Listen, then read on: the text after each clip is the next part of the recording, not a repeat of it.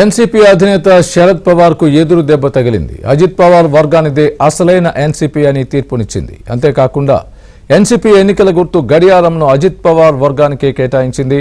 దీంతో శరద్ పవార్ వర్గానికి షాక్ తిన్నట్లయింది. మరోవైపు అజిత్ పవార్ ప్రస్తుతం మహారాష్ట్రలో శివసేన బీజేపీ సంకీర్ణ ప్రభుత్వంలో ఉప ముఖ్యమంత్రిగా ఉన్నారు. త్వరలో లోక్సభ ఎన్నికలు వస్తున్న నేపథ్యంలో ఎన్సీపీని అజిత్ పవార్ అప్పగిస్తూ ఈసీ తీసుకున్న నిర్ణయం శరద్ పవార్ వర్గం భారీ దెబ్బ తగిలినట్లయింది.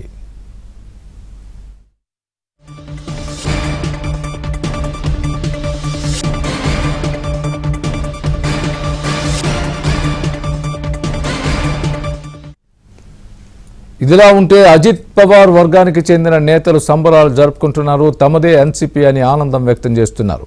అజిత్ పవార్ సారథ్యంలో భారీగా పార్లమెంట్ సీట్లను సాధిస్తామని ధీమా వ్యక్తం చేస్తున్నారు. మరోవైపు ఈసీ నిర్ణయంపై శరద్ పవార్ కుమార్తె సుప్రియా సూలే స్పందించారు. ఈసీ నిర్ణయంపై సుప్రీంకోర్టులో పిటిషన్ దాఖలు చేస్తామని అన్నారు. శివసేనకు జరిగినట్లే తమ పార్టీకి జరిగిందని అన్నారు. కొన్ని అదృశ్య శక్తులు అజిత్ పవార్ వెనుక ఉన్నాయని అన్నారు. ఎన్నికల కమిషన్ సరైన పద్ధతిలో నిర్ణయం తీసుకోలేదని అన్నారు.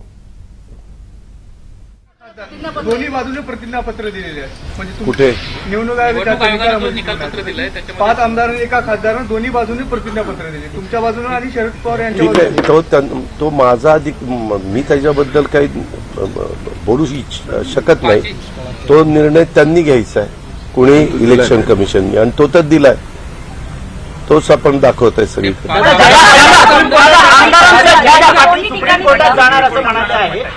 सुप्रीम कोर्टाच्या पुन्हा लढाई सगळ्या कुणाला कुठं जायचं असेल, न्याय मागण्याचा संविधानाने प्रत्येकाला अधिकार दिलेला आहे. उद्याच्याला त्यांच्या बाजूने निकाल गेला असता तर आम्ही सुप्रीम कोर्टात गेलो असतो. आमच्या बाजूने निकाल लागलाय म्हणून ते सुप्रीम कोर्टात जाण्याची भाषा करतायत. ठीक आहे, सुप्रीम कोर्टामध्ये ते गेल्यानंतर आम्हालाही त्याच्याबद्दल आमची भूमिका तिथं मांडावी लागेल. आम्ही चांगले वकील देऊन ती भूमिका मांडण्याचं काम करू.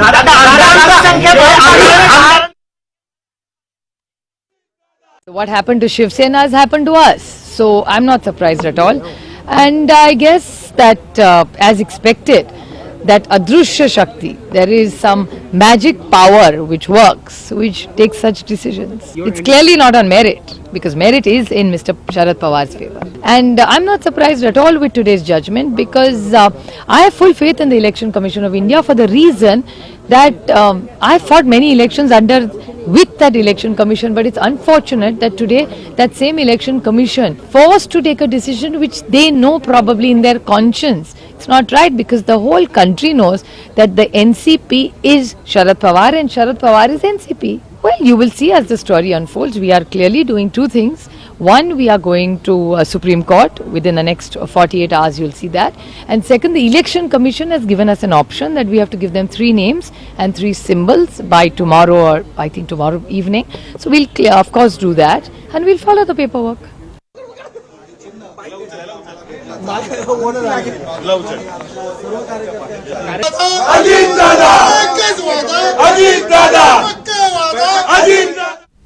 ఇదే అంశానికి సంబంధించి మా ఢిల్లీ బ్యూరో చీఫ్ కృష్ణని పూర్తి అప్డేట్ అడిగి తెలుసుకుందాం. కృష్ణ, చెప్పండి, ఏంటి ఈ ఎన్సీపీకి సంబంధించి గుర్తు కానీ పార్టీ కానీ అసలు శరద్ పవార్ కాదనడానికి ఈసీ ఏం కారణాలు చెప్పింది?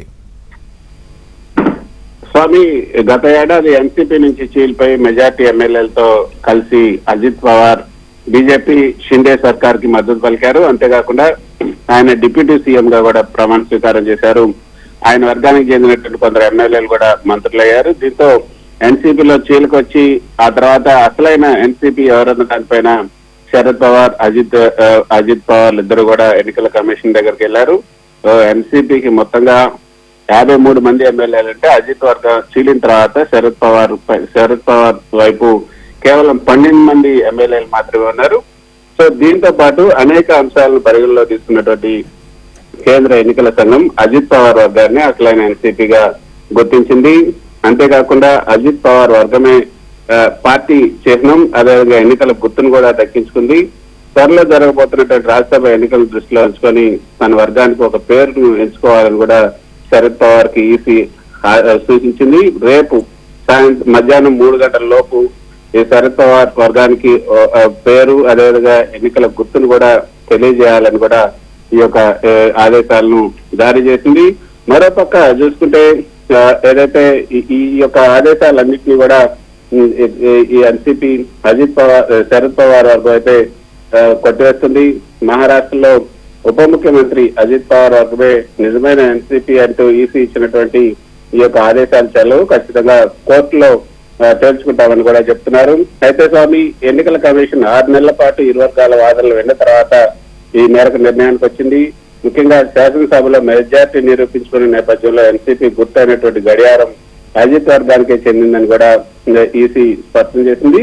అంతేకాకుండా ఈ యొక్క పార్టీ లక్ష్యాలు ఏవైతున్నాయో అబ్జెక్షన్ ఎయిమ్స్, అదేవిధంగా రాజ్యాంగం, పార్టీ యొక్క రాజ్యాంగం, ఈ 2 వర్గాల యొక్క ఏదైతే పార్టీకి సంబంధించినటువంటి సంస్థాగత శాసనసభ్యుల మెజార్టీని కూడా పరిగణలోకి తీసుకున్న తర్వాత ఎన్నికల సంఘం ఈ నిర్ణయానికి వచ్చింది. శాసనసభలో అజిత్ వర్గానికి మెజార్టీ ఉండటం, దీంతో పాటు ఇరు వర్గాలు కూడా సంస్థాగత ఎన్నికలు లేకుండా పార్టీ రాజ్యాంగం పరిధి బయట కార్యకలాపాలు నిర్వహించడానికి కూడా ఈసీ పరిగణలో తీసుకుంది.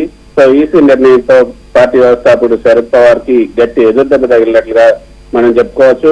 రాజ్యసభ ఎన్నికలు జరుగుతున్న నేపథ్యంలో ఇక శరద్ పవార్ వర్గానికి సంబంధించినటువంటి పార్టీకి కొత్త పేరు పెట్టుకోవడానికి రేపు మధ్యాహ్నం వరకు కూడా శరద్ పవార్ వర్గానికి ఈసీ సమావేశించింది. అందులో భాగంగా 3 పేర్లు సూచించాలని కూడా పేర్కొంది. మరి ఈ యొక్క వీటిపైన శరద్ పవార్, అదేవిధంగా సుప్రియ శ్రీల కూడా ఇప్పటికే సుప్రియ శ్రీల అయితే కొంత స్పందించారు. ఈసీ ఇచ్చినటువంటి తీర్పు పైన సుప్రియ శ్రీల స్పందిస్తూ ఇది గతంలో కొన్ని పార్టీలకు జరిగినట్టుగానే తమ పార్టీకి కూడా జరిగిందని కూడా ఆమె చెప్తారు. దీనికి సంబంధించి రేపు ఎన్సీపీకి సంబంధించిన శరద్ పవార్ వర్గం కూడా సుప్రీంకోర్టును ఆశ్రయించే అవకాశం ఉంది. Right, thanks for the update Krishna.